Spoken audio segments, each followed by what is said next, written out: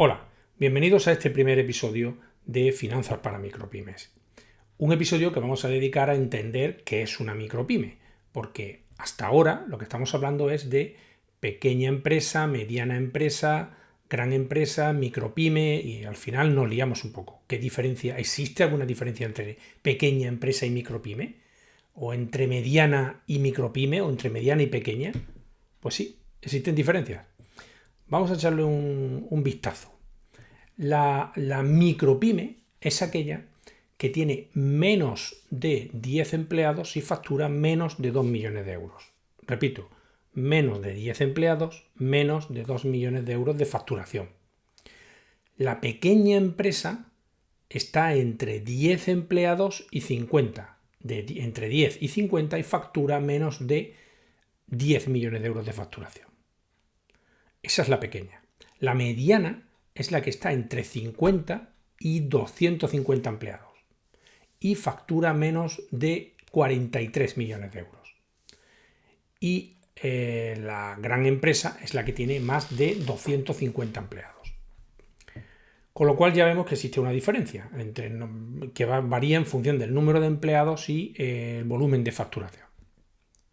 Bueno, ¿y esto por qué es así? ¿Dónde está regulado? ¿Está regulado en alguna parte? Pues sí, está regulado en un anexo a un reglamento de la Unión Europea, en concreto el reglamento 651 del año 2014, pues en su artículo 2 determina cuál es el tipo de empresa según los parámetros que acabamos de decir, empleados y volumen de facturación. Bueno, ¿y cuál es la estructura en España? O sea, ¿qué hay más? ¿Micropymes, pequeña empresa, mediana, grande? Bueno, pues según los datos del Instituto Nacional de Estadística correspondientes al año 2020, nos encontramos con unos datos bastante curiosos. El número total de empresas que había en España en el año 2020 eran de 3.404.000 en números redondos. Bueno, pues resulta que si nos ceñimos a la definición que hemos dado anteriormente de micropyme, pequeña, mediana, bueno, pues las micropymes, recuerdo, hasta 10 empleados, representan el 95,5% de las empresas que hay en España. Eso ya nos deja bastante claro el panorama empresarial que tenemos. El 95,5% de las empresas en España son micropymes. No hay que tener miedo a decir yo soy micropyme. No pasa nada. Es que es lo que somos, micropymes, pequeñas empresas. Bueno, y del total de empresas que hay en España, ya por curiosidad, de 1.000 a 5.000 empleados, ¿cuántas empresas que pensáis que hay en España? Más de 1.000, menos de 5.000. Pues hay 880, muy pocas, solo 880. Y que tengan más de 5.000 empleados, pues hay 172. Como estáis viendo, España es un país de micropymes, de pequeñitas empresas. Y ahora vamos a reflexionar un poquito sobre eso. ¿En qué se centra la micropyme en España? Pues hombre, más o menos todos lo imaginamos. Resulta que el 84% de las empresas constructoras tienen 2 o menos empleados. 2 o menos empleados. Es decir, se centra en la construcción y en servicios. Porque en el sector servicios el 85% de las empresas tienen 2 o menos empleados. España, pues ya sabemos, es un país de servicios y de construcción, el ladrillo. Y la hostelería. ¿Y qué pasa con las grandes? ¿En qué se centran esas grandes que hemos visto? Bueno, pues básicamente en la industria. La industria está copada por empresas grandes. Más de 20 empleados. Vamos a hacer algunos comentarios más, algunas curiosidades más en relación con todas estas con las empresas y con su tamaño. Vamos a hablar de la edad de las empresas. Bueno, pues curiosamente, solo el 17% de las empresas actuales vivía hace 20 años. Es decir, que el 83% de las empresas no llega a 20 años de vida.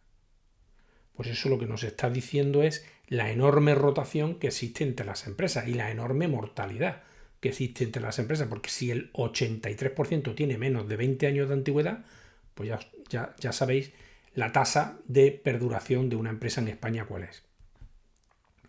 ¿Y las más veteranas en qué sector están? Pues en el industrial, precisamente. Es decir, que si queremos tener una empresa que podamos tener más posibilidades de llegar a ser una gran empresa y que queramos tener una pervivencia mayor, tenemos que centrarnos en el sector industrial. En el sector industrial, el 30% de las empresas tiene más de 20 años de vida. Fijaros que, comparándolo con la media del 17, lo duplica. ¿Y dónde están las empresas más jóvenes? Pues en la hostelería.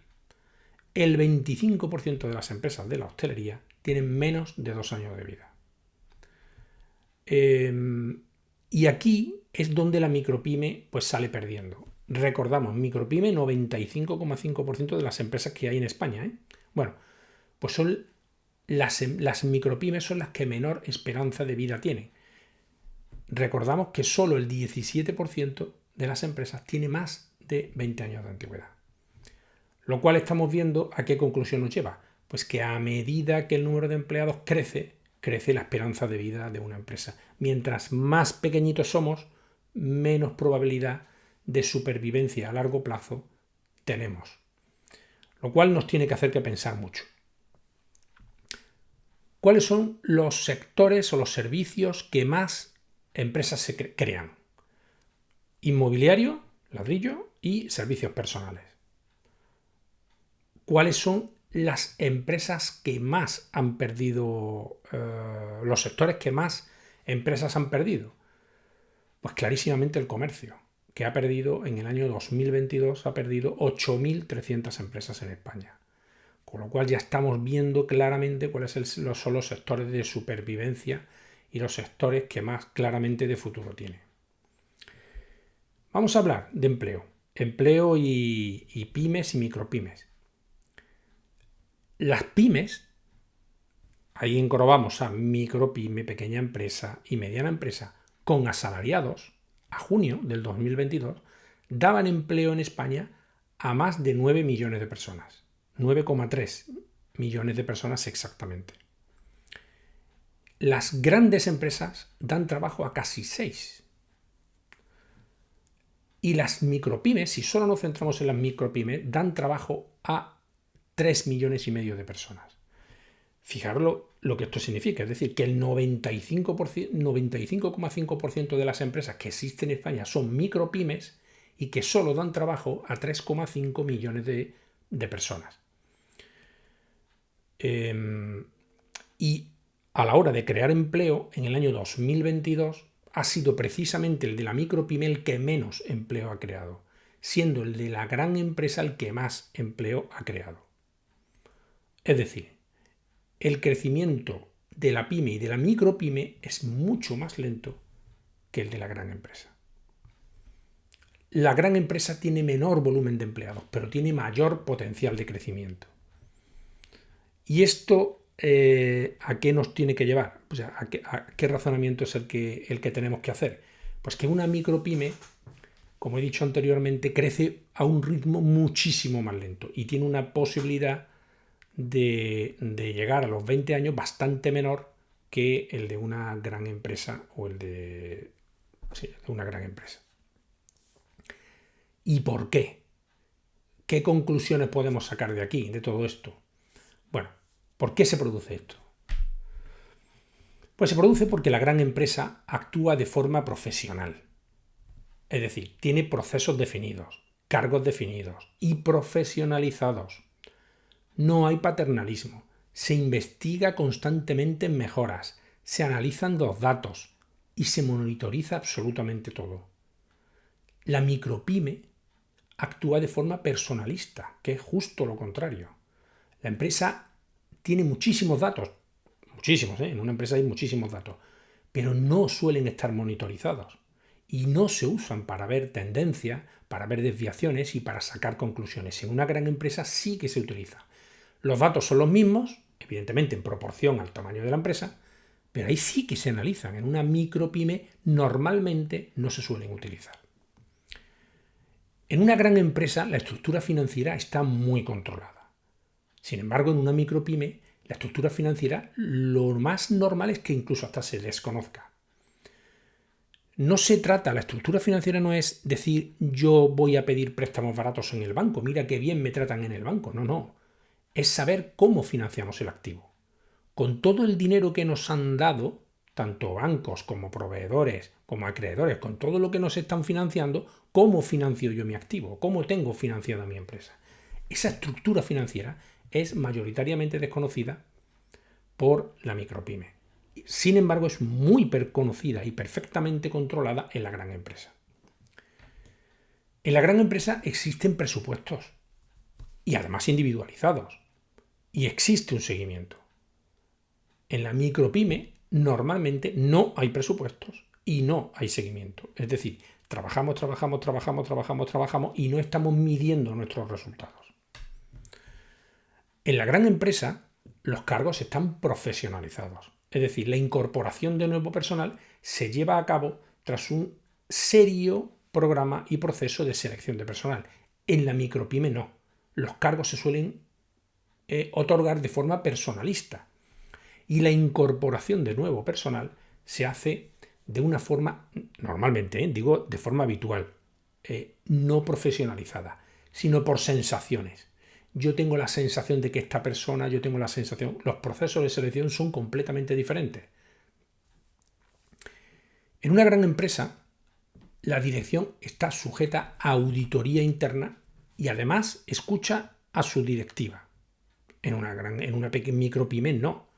La dirección nadie la cuestiona, nadie la evalúa y en muchísimos casos no suelen escuchar y tener en cuenta la opinión de sus mandos o de sus cargos. Son sus cargos los que tienen que escuchar a la dirección. Es justo lo contrario. Los cargos son los que escuchan a la dirección, mientras que en una gran empresa la dirección sí escucha a sus cargos. En una gran empresa sí existe un plan estratégico. En una pequeña empresa, en una micropyme, no hay plan estratégico. El único plan estratégico que hay es tirar para adelante. Pero no se sabe ni a dónde hay que llegar, ni cuándo, ni qué tengo que hacer para llegar a ese tamaño, a ese volumen. En una gran empresa, perfectamente. En una gran empresa existe control de costes. En una pequeña empresa no existe control de costes. Os voy a poner un ejemplo. Recientemente, en un máster que nosotros impartimos, en uno de nuestros programas de formación, en uno de nuestros programas para instaladores, cuando consultábamos y preguntábamos cómo determinaban el precio de hora que le deben repercutir a un cliente sobre un peón o sobre un técnico, la inmensa mayoría lo que decían era que se fijaban en la persona de referencia. Es decir, hay una persona de referencia en el sector y ellos lo que hacen es ver qué le ponen, qué hacen con ese coste. Con lo cual desconocían completamente los costes. Claro, al nosotros indicarles que esa persona que le va bien, o esa empresa a la que le va muy bien, su precio lo tiene determinado en base a sus costes, y al preguntarle que si conocían sus costes, prácticamente ninguno lo conocía. Ninguna conocía sus costes internos. En una gran empresa priman los recursos de calidad frente a lo más barato. En una micropyme justo lo contrario, priman los recursos más baratos frente a la calidad. Y por último, habrá más motivos, pero bueno, son los que hemos seleccionado. Pero por último, la gran empresa forma constantemente a sus empleados. La formación no solamente es obligatoria, sino que además es sancionable. Si alguien no se ha formado, sufre una sanción. En una micropyme no. La formación se hace de forma poco efectiva o eficiente. Os cuento también otro ejemplo y otro caso. Recuerdo el caso de una empresa, una micropyme, en la que fuimos a dar una sesión de formación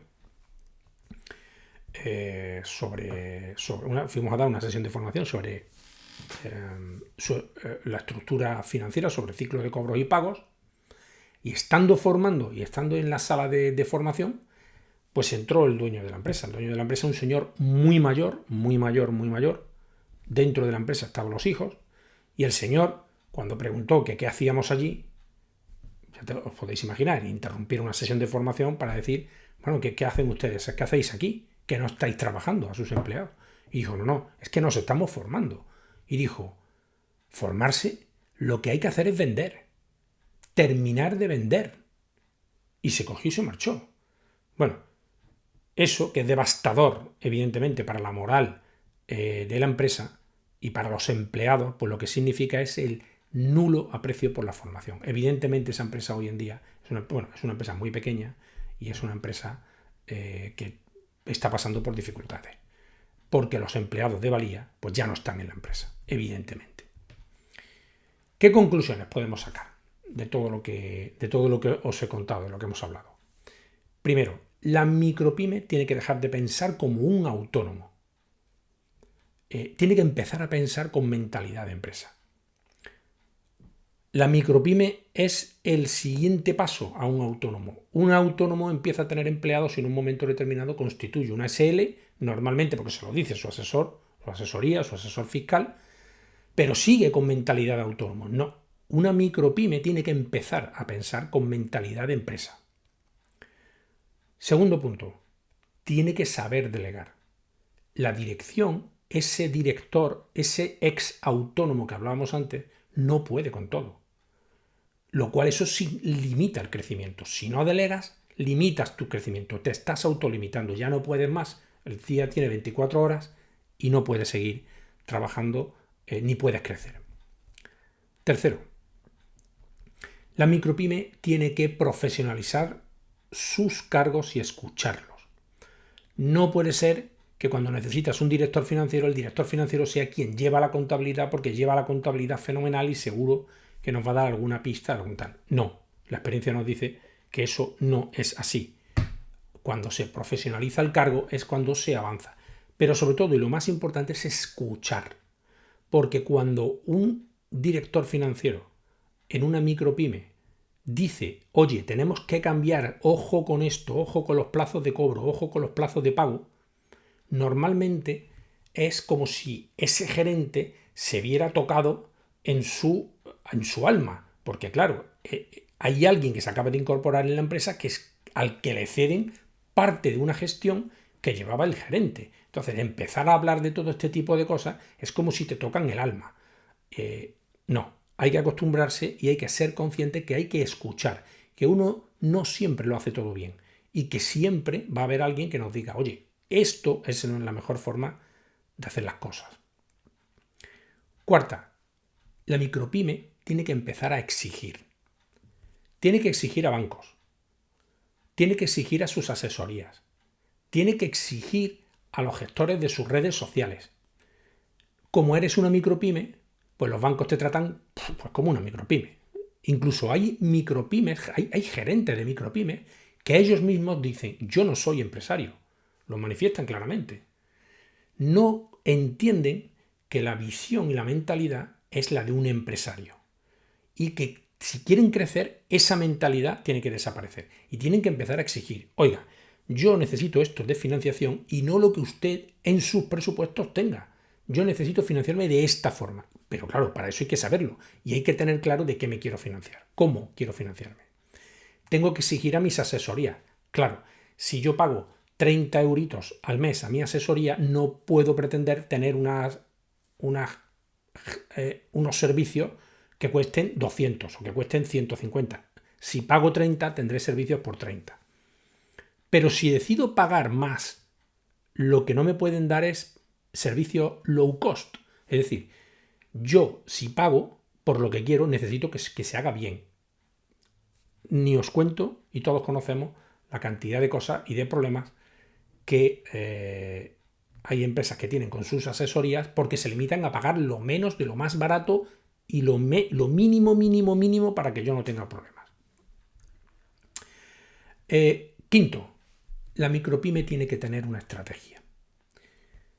tienes que conocer a tu cliente. No se trata de colocar tu producto o vender tu producto. Tienes que saber cómo llegas a tu mercado y tienes que conocer a tu cliente final.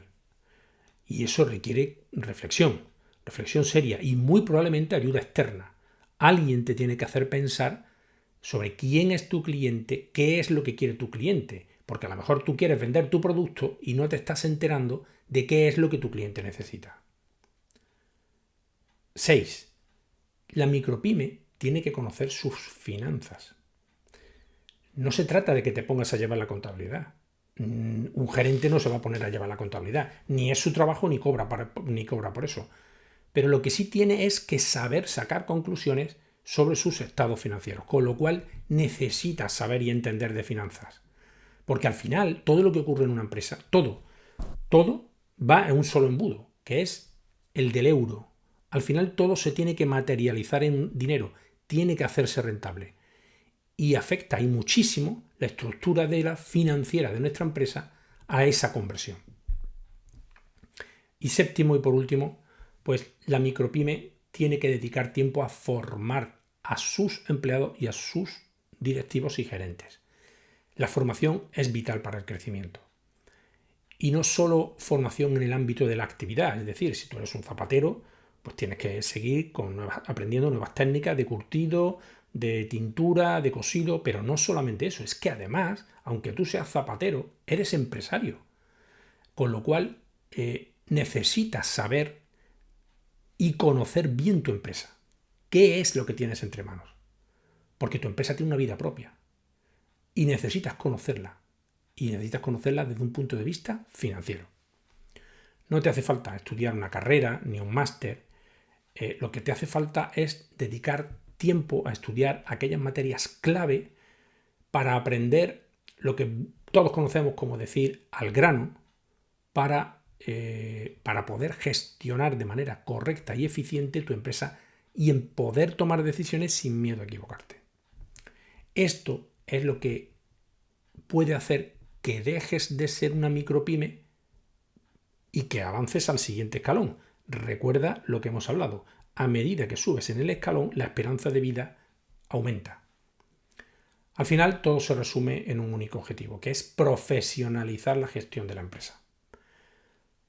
Te animamos a que te suscribas a este canal y que visites nuestra web www.institutodeformacionfinanciera.es para que amplíes información sobre cómo dar tus primeros pasos o los siguientes si ya has dado los primeros. Muchas gracias por habernos acompañado durante todo este tiempo y esperamos haber despertado tu interés y esperamos verte en el próximo episodio.